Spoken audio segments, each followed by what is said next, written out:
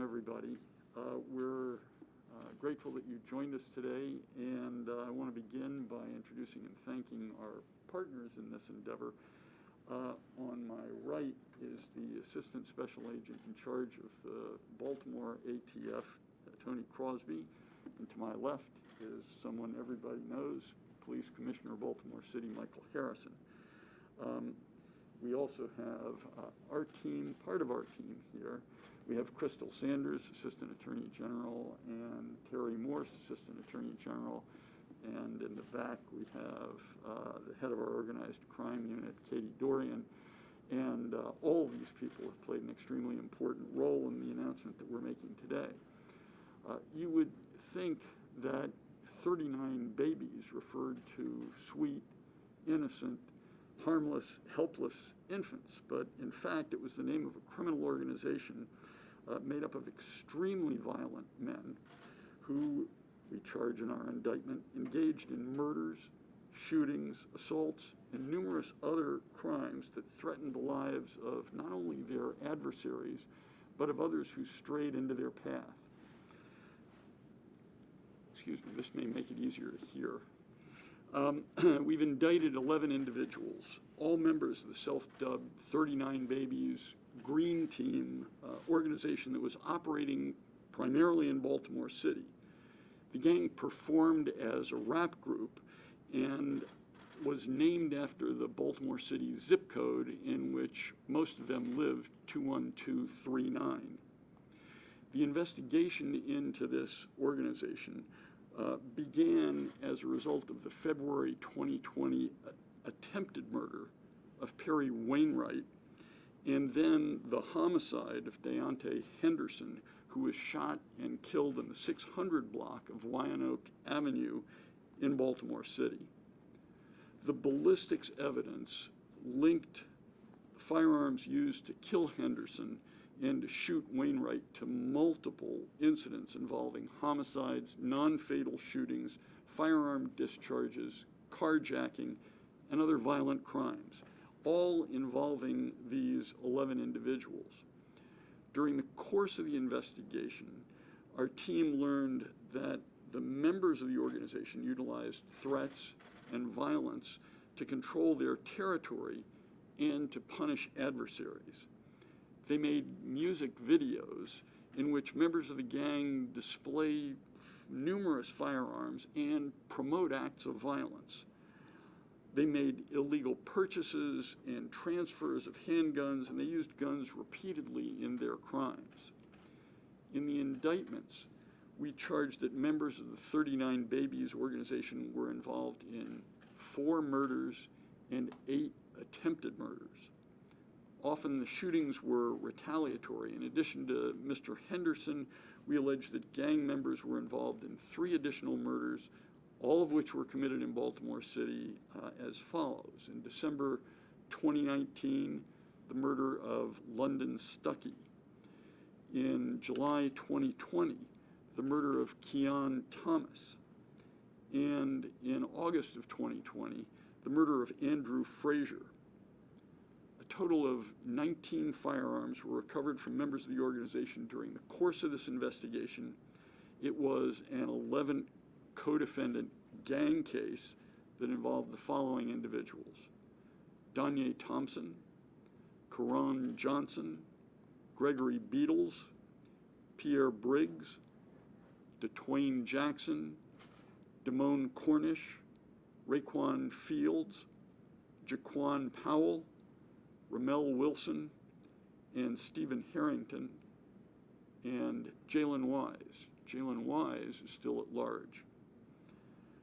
Of the 11 defendants, all were charged with participation in a criminal organization and in a common law conspiracy. 3 are charged with at least 1 homicide. 8 are charged with at least 1 attempted murder. 2 are charged with armed carjacking. 2 are charged with discharging a firearm. Some of the defendants were charged with dozens of crimes. Karan Johnson is charged with more than 100 crimes. This case was brought to our office by the ATF, And the ATF, along with the Baltimore Police Department, played a pivotal role in this investigation. The time, the resources, the efforts that they spent were absolutely critical to the charges that we're bringing today against these members of the 39 Babies Green Team criminal organization. They led to the dismantling, their efforts led to the dismantling of this organization and to preventing further violence and harm to the residents of this great city. I want to give special thanks to Special Agent in charge of the ATF, Timothy Jones, though he cannot be with us today, and also pay special tribute to Baltimore's exceptional police commissioner, Michael Harrison. Thanks also to the acting United States Attorney for the District of Maryland, Jonathan Lenzner, and to State's Attorney Marilyn Mosby for their assistance in this investigation. With that, I want to turn the podium over to the Assistant Special Agent in charge of the ATF, Tony Crosby.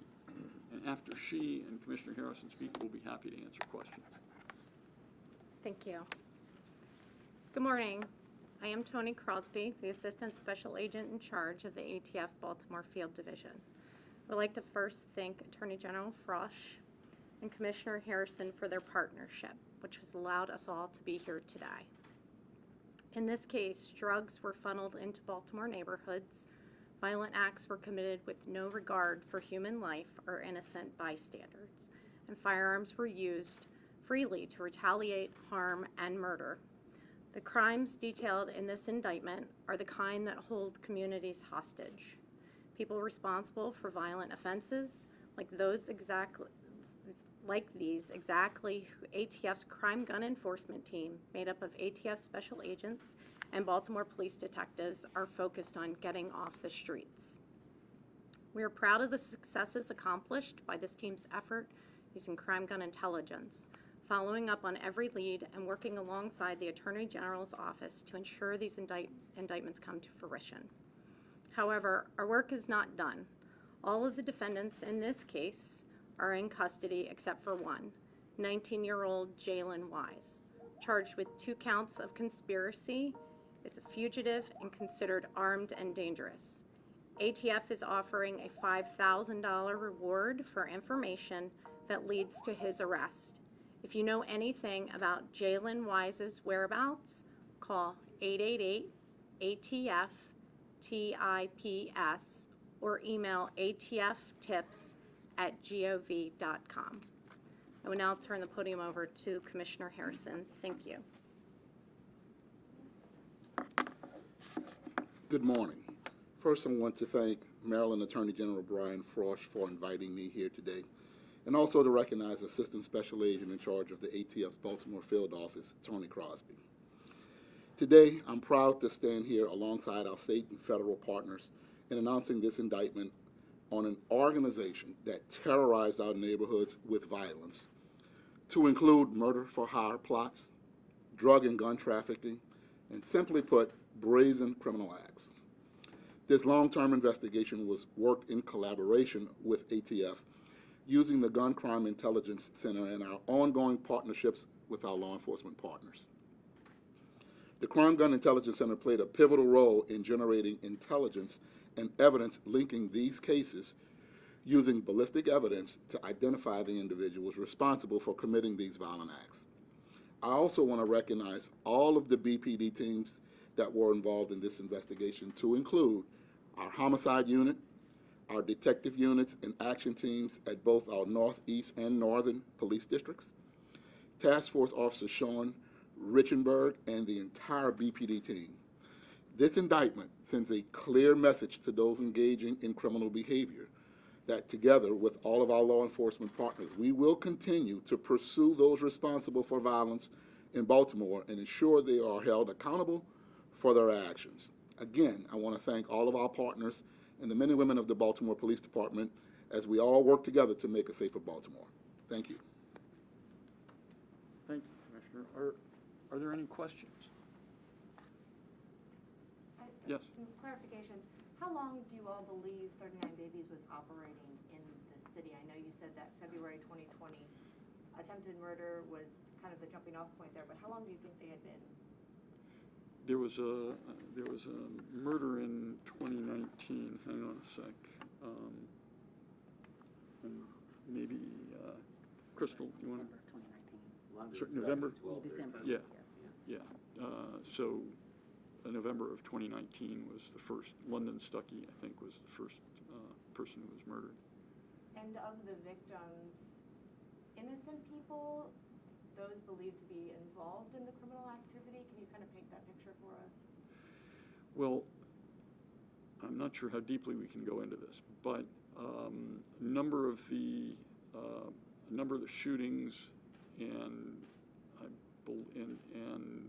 at least one of the murders were retaliatory. Folks that the 39 Babies perceived to be threatening to them, invading their territory, etc. I'm not sure that we can get into greater detail than that. The indictments speak for themselves. You can look at the indictment of Karan Johnson, and it gives a pretty good summary of everything that the gang was involved in. Does it appear to be gang-on-gang violence? And if so, can you speak to that prevalence in the city? Well, I'll let Commissioner Harrison speak to the prevalence of gang violence, but there was gang-on-gang violence here, yes. Commissioner, do you have anything to add? Of course, we know our city deals with gang-on-gang violence, and that's why it was so important when you saw the mayor unveil his comprehensive violence prevention plan. It talks about within it group and gang violence, group violence reduction strategy, which deals with that. But that's not, all of our violence is not gang violence. As a matter of fact, much of what we see are just conflicts where people are solving their problems using guns and violence to solve their conflicts. This case, much of what happened in this case was gang-on-gang violence. I would be interested. There was talk in there about them wanting to secure their own block so they could have a revenue stream.